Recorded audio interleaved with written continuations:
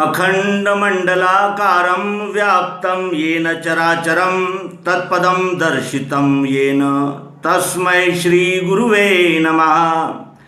अज्ञानान्धस्य लोकस्य ज्ञानाञ्जनशलाकया चक्षुरुन्मीलितं येन तस्मै श्री गुरुवे नमः। सभी भाई बहनों का अध्यात्म विश्व विज्ञान यूट्यूब चैनल पर हार्दिक स्वागत समादर करते हैं। मित्रों, हमने इसके पूर्व के अंक में षड दर्शनों के विचारों का सार क्या है ये देखा और दार्शनिक षड शास्त्रों की भिन्न भिन्न क्या कल्पनाएं हैं उसका अवलोकन किया। साथ ही हमने श्री सद्गुरु मायानंद जी चैतन्य इन्होंने प्रस्तुत किए हुए सर्वांग योग का इन सभी 6 शास्त्रों से मिलान किया और हमने जाना कि इनमें सिद्धांत के मतभेद है। और वो मतभेद किन विषयों पर है? जगत, जगत कारण, ईश्वर, जीव, बंध हेतु, बंध, मोक्ष, मोक्ष साधन, अधिकारी, प्रगटकर्ता आचार्य, प्रधान कांड, वाद, आत्म परिमाण संख्या, प्रमाण, ख्याति, सत्ता और उपयोग। इन विषयों पर हमने इन 6 दर्शन शास्त्रों में जो परस्पर मतभेद है, मत भिन्नता है, उसका हमने अवलोकन किया। और इस अंक में सर्वांग योग के विषय में हम ये जानेंगे कि इन सभी 6 दर्शन शास्त्रों का समन्वय सर्वांग योग में किया है और सर्वांग योग में इन सभी ने उपस्थित किए हुए प्रश्नों का यथामति और अत्यंत समर्पक समन्वय करते हुए सहयोग किया है, समन्वय किया है। मित्रों, सर्वदर्शनों का प्रकाशक सर्वांग योग। सर्वांग योग को सर्वदर्शनों का प्रकाशक क्यों कहा गया है? इसलिए कि इन 6 दर्शन शास्त्रों में प्रकट किए गए विचारों का मेल सर्वांग योग में हो जाता है। सभी दर्शन शास्त्र अपने अपने मत प्रतिपादित करते हैं, तो सर्वांग योग सभी मतों का समन्वय करता है। और वो किस तरह समन्वय करता है यही दर्शाने का इस अंक में मानस है। आइए अपने मन, बुद्धि और चित्त को एकाग्र करके इसका अवलोकन करें, जिससे हमें 6 दर्शन शास्त्रों का मर्म ध्यान में आ जाएगा। और सर्वांग योग को प्राप्त करने से 6 दर्शन शास्त्रों का हमें यानी स्थिति यथार्थ रूप से प्रत्यक्ष और प्रायोगिक पद्धति से समन्वय हो जाता है, ये भी हमारे ध्यान में आ जाएगा। तो आइए आरंभ करें। जगत के विषय में इन 6 दर्शन शास्त्रों में जो कहा गया है वो तो हमने जान लिया। सर्वांग योग कहता है कि ये जगत भी अनादि है। जिस तरह ये विश्व अनादि है, उसी तरह इस विश्व में भासमान होने वाला जगत, जिसे वेदांत कहता है ब्रह्म सत्य जगन मिथ्या, लेकिन सर्वांग योग कहता है कि ये अनादि है, एक है, स्वयंभू है और क्षर भाव स्थित विश्व में अनंत भावना है, उसी को जगत कहते हैं। अनादि है, इस विश्व का कभी निर्माण नहीं हुआ, जिसका निर्माण नहीं होता उसका विलय नहीं होता। और एक है, ये विश्व सबका एक है और स्वयंभू है, ये स्वयं ही संचालित है, इसको किसी ने बनाया नहीं और इसको कोई समाप्त कर नहीं सकता। और ये यानी स्वयंभू है, स्वयं संचालित है, इसको कोई संचालित भी नहीं करता। क्यों? क्योंकि इसके सभी कानून अटल है और जिनके कानून अटल होते हैं वो स्वयंभू ही होता है, उसके कानून में कोई हस्तक्षेप नहीं कर सकता। फिर स्वयंभू क्षर भाव स्थित विश्व में अनंत भावनाएं हैं, जिसको जगत कहते हैं। तो जगत क्या है? विश्व तो एक ही है, लेकिन इसी जगत में हमारी जो व्यष्टि कल्पनाएं हैं, जैसे कोई मामा है, काका है, दादा है, मामा है, जातियां है, भाषा है, क्षेत्र है, ऐसी जो अनेक प्रकार की जो व्यष्टि भावनाएं हैं उसे जगत कहते हैं। विश्व है इसलिए जगत है। जगत नहीं भी रहेगा तो विश्व रहेगा, क्योंकि ये जगत विश्व के आधार से है। जगत के आधार से विश्व नहीं है, विश्व के आधार से जगत रहने से ये विश्व में जो अनंत भावनाएं हैं उसी को जगत कहते हैं। ये हमें सर्वांग योग बताता है और प्रत्यक्ष प्रायोगिक पद्धति से सिद्ध कर देता है। फिर दूसरा है सिद्धांत, जगत का कारण क्या है, क्यों है ये जगत क्यों प्रकट हुआ है, क्यों दिखता है, क्यों अनुभव में आता है। तो उसके लिए सर्वांग योग कहता है कि स्वयंभू क्षर प्रकृति भाव स्थित बद्ध जीव, इसी स्वयंभू क्षर भाव प्रकृति जो है अष्टधा पृथ्वी जल अग्नि वायु आकाश सत्वगुण और रजोगुण तमोगुण, इस अष्टधा प्रकृति जो स्वयंभू है उसको भी किसी ने नहीं बनाया। क्यों? क्योंकि वही विश्वरूप परमात्मा का सगुण साकार प्रत्यक्ष रूप है और इसी प्रकृति भाव में जीव बद्ध हो गया है और यही जीव का यानी इस जगत का कारण है। क्योंकि स्वयंभू क्षर प्रकृति में ये जीव बद्ध हो गया है यानी आसक्त हो गया है और उसमें बंध गया है।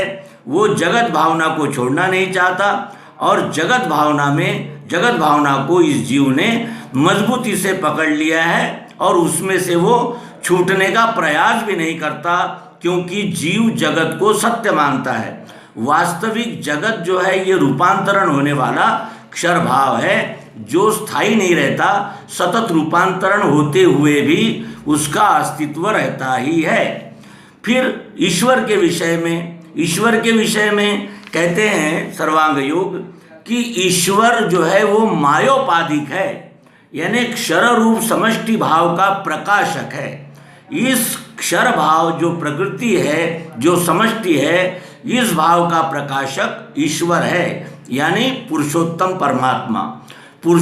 परमात्मा अक्षर गर्भ देता है प्रकृति में यानी प्रकृति का संचालक अक्षर भाव है और इन दोनों भावों का लय विश्व भाव पुरुषोत्तम भाव नाम में हो जाता है। उसके बाद फिर प्रश्न है कि जीव की कल्पना इन 6 दर्शन शास्त्रों ने अलग अलग की है। तो सर्वांग योग कहता है कि अविद्योपाधिक यानी जगत और व्यष्टि का अभिमानी है जीव। जगत जो बदलते हुए भी अष्टधा प्रकृति है और व्यष्टि यानी मैं 3.5 हाथ का ही हूँ, इस अविद्या का अभिमानी जीव कहलाता है। ये सर्वांग योग स्पष्टता से नमूद करता है। उसके बाद जीव का बंधन हेतु क्या है, क्यों बंधा है ये जीव प्रकृति में, इसलिए इसका कारण बताते हैं कि स्वरूप विस्मृति, इसका वास्तविक स्वरूप पुरुषोत्तम भाव ही है। विश्वरूप परमात्मा से ये यत्किंचित भी अलग नहीं है। जैसे शक्कर के एक कण में संपूर्ण शक्कर के गुणधर्म होते हैं, उसी तरह इस जीव भी विश्व रूप ही है, पुरुषोत्तम रूप ही है, लेकिन वो अपने स्वरूप को भूल गया यानी विस्मृत हो गया। जैसे ही ये जीव जगत में आता है उसी समय से इसको ये जगत के विकार पकड़ लेते हैं। जगत भावना को दृढ़ करते ही ये जीव इस प्रकृति में बद्ध हो जाता है और अपने सच्चे स्वरूप को भूल जाता है। ऐसा सर्वांग योग सिद्ध करता है। उसके बाद बंध क्या है, बंध के विषय में कहते हैं सर्वांग योग में भगवान श्री मायानंद चैतन्य भिन्न भाव की कल्पना, मैं अलग हूँ, ये अलग है, सृष्टि अलग है, ईश्वर अलग है, इस तरह की अलगाववाद की भावना, भिन्न भाव यानी भेद की कल्पना से ही ये जीव बंध गया है यानी बंदिस्त हो गया है, आसक्त हो गया है और लिप्त हो गया है।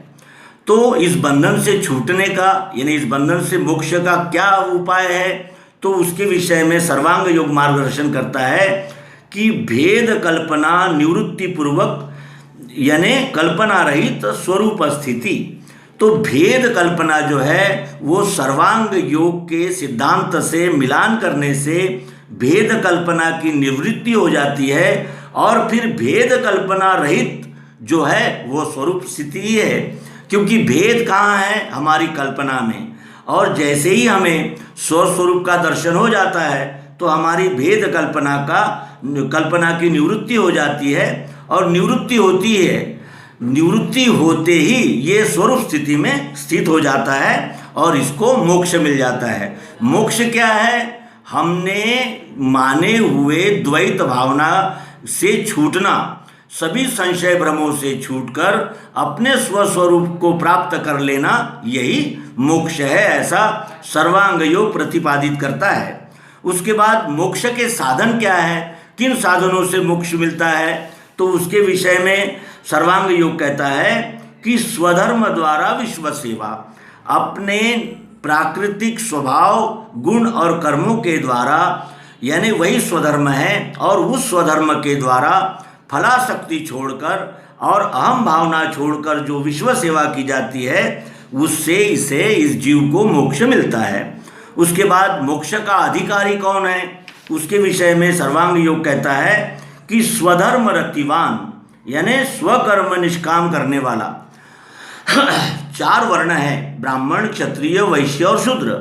ये अपने स्वभाव के द्वारा आप ही आप होते रहते हैं, तो इनको स्वधर्म जानकर उसमें रतिमान रहने वाला और अपने स्वकर्म को निष्काम ढंग से करने वाला ही मोक्ष का अधिकारी है, ऐसा सर्वांग योग प्रतिपादित करता है। इसके प्रकटकर्ता आचार्य कौन है, तो पूर्व मीमांसा के जैमिनी है, न्याय के गौतम है, वैशेषिक के कणाद है, और सांख्य दर्शन के कपिल है, योग के पतंजलि है, और उत्तर मीमांसा वेद व्यास जी ने प्रस्तुत की है, और ये सर्वांग योग सद्गुरु यानी नारायण स्वरूप विभूति ने प्रस्तुत किया है। उसके बाद प्रधान कांड कौन से हैं, तो सर्वांग योग कहता है कि भेदा भेद स्थित, भेदा भेद अतीत स्वरूप विज्ञान, सभी भेदा भेद के अनंतर सभी भेदा भेद का निराकरण करने वाला स्वरूप विज्ञान अर्थात दिव्य चक्षु ही इसका प्रधान कांड है। दिव्य चक्षु को प्राप्त करते ही हमें सर्वांग योग की प्राप्ति हो जाती है। उसके बाद वाद क्या है, तो पूर्व मीमांसा का आरंभवाद है, न्याय का आरंभवाद है, और वैशेषिक का कोई वाद नहीं है, सांख्य का परिणामवाद है, और योग यानी पतंजलि योग का भी सांख्यानुसार ही है, तो उत्तर मीमांसा का विवर्तवाद यानी अध्यासवाद है। तो सर्वांग योग निर्विवाद है, क्योंकि ये प्रत्यक्ष और प्रायोगिक है, इसलिए सर्वांग योग जो है ये शास्त्र निर्विवाद है, और ये वादातीत पुरुषोत्तम भाव का लक्ष्य कराने वाला है और विभु भाव रहित है, यानी कोई एक ही विश्व है जो सबका है और उसमें अनेक विभु नहीं हो सकते, ऐसा ये सर्वांग योग प्रतिपादित करता है। फिर ये आत्म परिमाण संख्या क्या है, तो विभु भाव रहित एक, यानी इसके लिए आत्म परिमाण संख्या एक ही है, सब में एक ही आत्मा वो तप्रोत व्याप्त है, आत्मा में भेदभाव नहीं किया जा सकता, ऐसा सर्वांग योग हमें विदित कराता है। उसके बाद प्रमाण क्या है, तो अनेक प्रकार के प्रमाण, कोई यानी पूर्व मीमांसा 6 प्रमाण मानती है, न्याय 4 प्रमाण मानता है, वैशेषिक प्रत्यक्ष और अनुमान ऐसे 2 ही प्रमाण मानता है, सांख्य प्रत्यक्ष अनुमान शब्द यह 3 प्रमाण मानता है, और उत्तर मीमांसा 6 प्रमाण मानती है। तो सर्वांग योग केवल प्रत्यक्ष को ही प्रमाण मानता है, क्योंकि सर्वांग योग शास्त्र ये प्रायोगिक, प्रत्यक्ष और यथार्थ है, इसलिए सर्वांग योग केवल प्रत्यक्ष को ही प्रमाण मानता है, अनुभव को ही प्रमाण मानता है। उसके बाद ख्याति क्या है, तो वाच्य अवाच्य सर्वरूप, यानी जो बोला जा सकता है, यानी अक्षर गति जो है उसका वर्णन किया जा सकता है। अवाच्य है वो क्या है, पुरुषोत्तम पद है, परब्रह्म स्वरूप पद है, उसका वाच्य यानी वाचा से वर्णन नहीं किया जा सकता।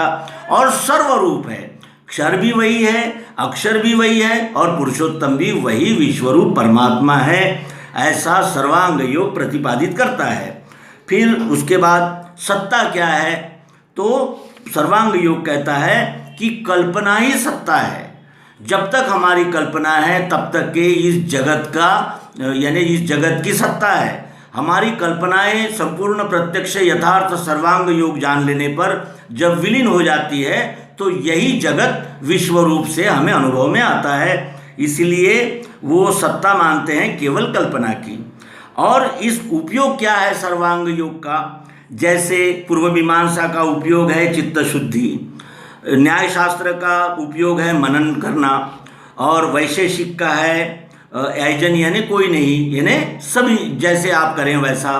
षट दर्शन में सांख्य शास्त्र का उपयोग है त्वम पदार्थ शोधन, यानी आत्मरूप का शोधन करना, ये इसका उपयोग है सांख्य शास्त्र का। और पतंजलि योग का उपयोग क्या है? चित्त को एकाग्र करना। और उत्तर मीमांसा का उपयोग क्या है? तत्व ज्ञान की प्राप्ति करके मोक्ष में यानी प्रवास करना, मोक्ष की ओर बढ़ना, ये उत्तर मीमांसा यानी वेदांत का उपयोग है। तो सर्वांग योग का उपयोग क्या है? दिव्य चक्षु युक्त अभ्युदय, यानी दिव्य चक्षु युक्त अभ्युदय का अर्थ होता है कल्याण मार्ग। प्रेय यानी जो हमें प्रिय है, और निश्रेयस यानी जो श्रेय है, जो हमारे कल्याण का है और जो हमारे प्रिय है, ऐसे दोनों प्रकार की प्राप्ति करा देने वाला और विश्व कल्याण में हमें मार्गस्थ करने वाला ये सर्वांग योग है। तो इस तरह हमने 6 दर्शन शास्त्र और सभी दर्शन शास्त्रों का समन्वय करने वाला सर्वांग योग, इसका अभ्यास करने का प्रयास किया है। आपसे भी अनुरोध है कि आप नर नारायण में प्रकाशित इस कोष्टक का अभ्यास करेंगे और अध्यात्म विज्ञान में हम सभी सहयात्री प्रवास करेंगे और मोक्ष के अधिकारी बनेंगे, अर्थात संशय भ्रम से छूटकर उसी जिस विश्व से ये जीव निर्माण हुआ है उसी विश्व में अपने स्वकर्म के द्वारा ये समाहित होगा। इसी आप अपने सहित सबके लिए शुभकामनाएं प्रकट करते हुए इस अंक का समापन करेंगे। नर्मदे हर, सद्गुरु भगवान की जय, विश्वरूप परमात्मा की जय।